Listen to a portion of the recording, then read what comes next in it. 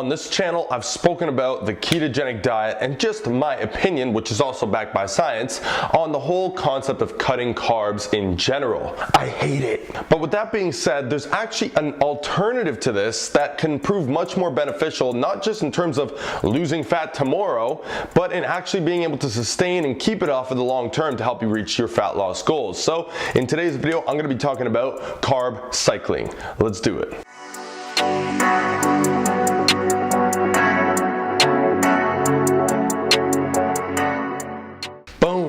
What's good, YouTube? It's your boy John Mango, and I'm here representing Beyond the Iron. I drop weekly fitness content on this channel to help you get to your goals faster and more enjoyably. So if that's something that you're interested in, then consider subscribing. Before I jump into this one, because maybe you came across this because you're thinking about cutting carbs, I did make a separate video on the ketogenic diet and cutting carbs in general. If you want more information on that at any time, you can click that video right there and it'll take you straight to it. So the basic breakdown of today's video, I'm going to talk about carb cycling. What is it, how it works, why it works, who should follow it. At the end, if you stick until then, I'm actually going to go over some things that you want to keep in mind in a sense of like some pros and cons for it as well. Don't forget, any and all studies relating to this topic will be linked at the bottom of the description, so feel free to check those out at any time. So what is carb cycling? Essentially, it's pretty self-explanatory. You're cycling the days that you're doing very low carbohydrate intake and very high carbohydrate intake. So essentially, let's give you an example. You might go 3 days with very low carbohydrates,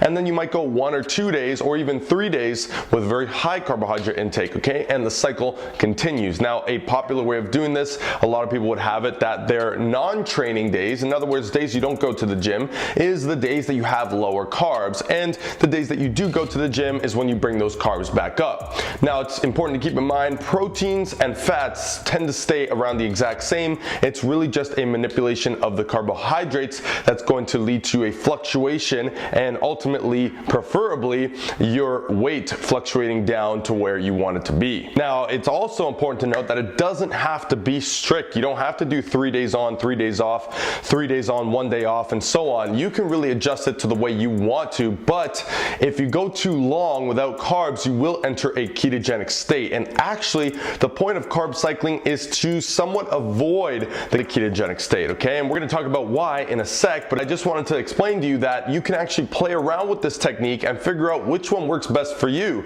Maybe you are able to adhere to your diet more when you're doing low carbs for 3 days of the week, whereas somebody else can only do it for 1 day off, and then the next day they add the carbs and they cut off 1 day, bring back the carbs the next day, and so on. They keep alternating. So this really gives you some flexibility to figure out which style works best for you.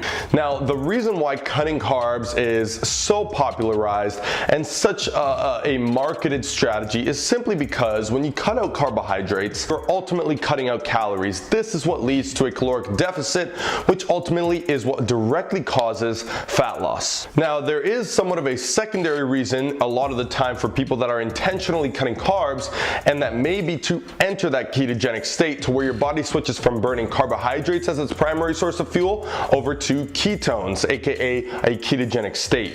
So why do we bring the carbs back up in this case? Well, it's actually to prevent that ketogenic state from happening, and hence the potential negative side effects of that ketogenic state taking over. And also, it's meant to bring those calories back up to around maintenance. And with that being said, we're going to talk about why this alternative can work, and especially work a lot better than just cutting carbs out completely. Now, one thing to note is that this is not guaranteed to work. Okay, just because you're doing carb cycling, if you're not hitting a caloric deficit, just like some people who do keto and don't hit a caloric deficit, you will still not lose fat or any weight at all for that matter. So it's important to note that you must cut your carbs low enough that will actually put your body into that caloric deficit. And until then, you will not see results using this method. This is just another way to get you to that ultimate goal of eating less calories than you burn. Now, the reason why bringing your calories back up to maintenance and reason not going into that ketogenic state, like I mentioned previously, is important is because it's been shown in a recent study that somewhat of a diet break can actually help to keep metabolism higher, to help increase adherence, meaning how much you stick to that protocol, and it's going to keep your performance up, okay? And this has ultimately led to more fat loss in the long term when diet breaks are included in that dieting period. However, it's important to note that these diet breaks that were in the studies were done for up to about 2 weeks of staying at maintenance. But regardless, bouncing back up to maintenance will still keep your metabolism more elevated than staying in a prolonged calorie deficit for a very, very long period of time, because the metabolism will continue to drop over and over until eventually your metabolism is very slow and it's hard to stick to that caloric deficit. Now, it's also important that you preserve performance. That's why carb cycling is a great alternative to keto, because cutting your carbs out completely for a long period of time and getting your body to rely on ketones will actually make your performance suffer greatly. Performance suffering could mean lifting half the way you used to, just being weaker, not performing as well, your cardio not being on point, your energy levels being lower. What this ultimately does is put your muscle mass at risk, and it's going to throw your hormones way out of whack. You'll lead to mood swings and all that bad stuff that comes with it. So with carb cycling, you do get that spike of carbs every few days or so, or maybe once a week, to the point where bringing it back up to maintenance will preserve your performance at least more than cutting carbs completely will. So that way you'll be able to sustain your muscle mass, which means you are more likely to isolate and cut out just fat as opposed to losing overall weight, which includes the muscle mass as well. And I think that the most important thing about all of that is the fact that adherence will be higher. Typically, people cut the carbs, they'll see that weight loss in the first few days, but it is so hard and just not practical to stick to in the long term, because what if you want carbs? What if you want to go out to dinner? What if you want to have fun with your friends? Well, too bad. When you're on the ketogenic diet, good luck with that one. However, with carb cycling, you could just use that as one of your high carb days. You could just use that as one of your high carb days, okay? So you can see, essentially, carb cycling is a more flexible approach, as I said in the beginning, to cutting carbs completely. It's much more practical, and it's much smarter in the sense that you're gonna preserve your energy, you're gonna feel better week to week. So who should be doing carb cycling? At this point, you're probably thinking, well, everybody should be doing it, right? Maybe if the only dieting technique that you knew before this was cutting carbs. However, when it comes to comparing it to my preferred and ultimately the superior form of dieting, which is a flexible overall approach of counting macros and calories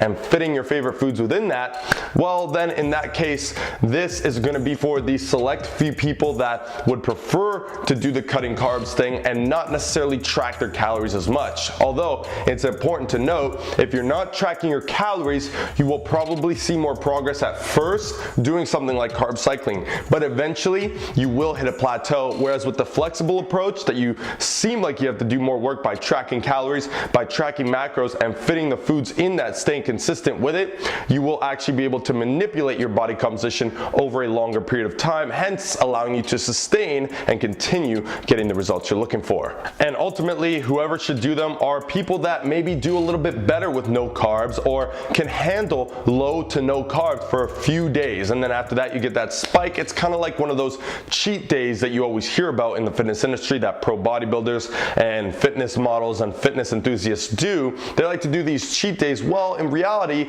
carb cycling can be broken down into controlled and frequent cheat days, whereas obviously you got to make sure you're not going over, because then your caloric deficit will turn closer to a caloric surplus, which means you will negate any and all fat loss progress you made. So if you prefer a low carb approach, you don't want to track calories and macros just yet, you want to start this up because maybe it's something that works better for your lifestyle, maybe the carbs don't sit so well in your stomach, maybe you don't feel so well always having carbs, which is totally fine, and a lot of people do fall into that category, well then this would be a great approach for you to give a shot. But one more time, I will reiterate that without awareness and without knowing the exact amount of calories that you're consuming, eventually you will hit a wall. Whether you're carb cycling, whether you're keto, whether you're intermittent fasting, whatever the case is, you're going to hit a wall until you finally break it down and quantify exactly how many calories you're having and how many calories you need to keep going down by in order to see the progress. So with that, take carb cycling as a potential method to try try and maybe kickstart you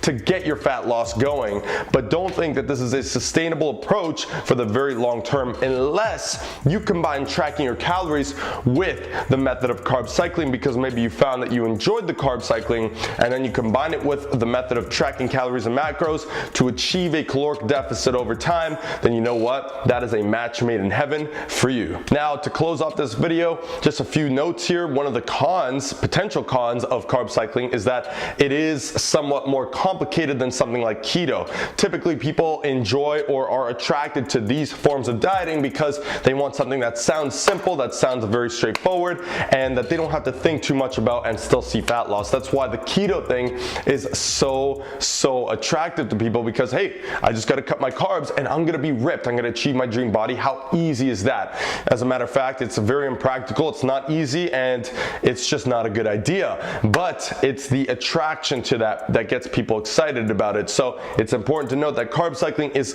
slightly more complicated, because you got to figure out which days you're going to go higher carbs and which days you're going to go lower carbs. So that could ultimately lower your adherence. But then again, if you are not 100% committed to getting to your fat loss goals, then you're going to struggle with any and all diets at this point, whether it's complicated or not. And by the way, it doesn't have to be if you know what I preach with flexible dieting. I also have tried carb cycling myself in the past, as well as keto, intermittent fasting. I've done it all, okay? And carb cycling for me actually worked very well. I transitioned from going full keto to going into carb cycling, and I did notice a much more retention in my muscle mass and in my performance, my energy, and my mood. So that's one thing you can take as a grain of salt.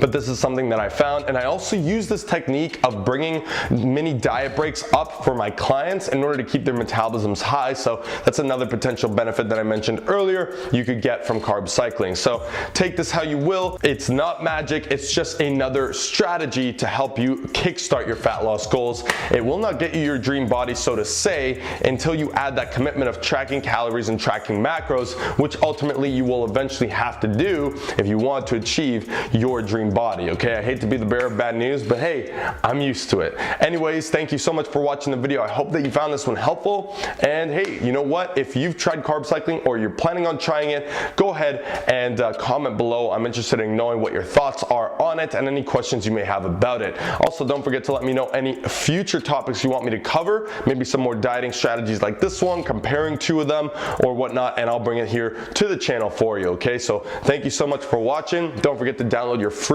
fat loss meal plan in the description below to help you get to those goals. All right, so thanks again for watching. I appreciate you as always. John Mango signing out. I'll see you in that next one. Don't forget to subscribe as well. I'm out.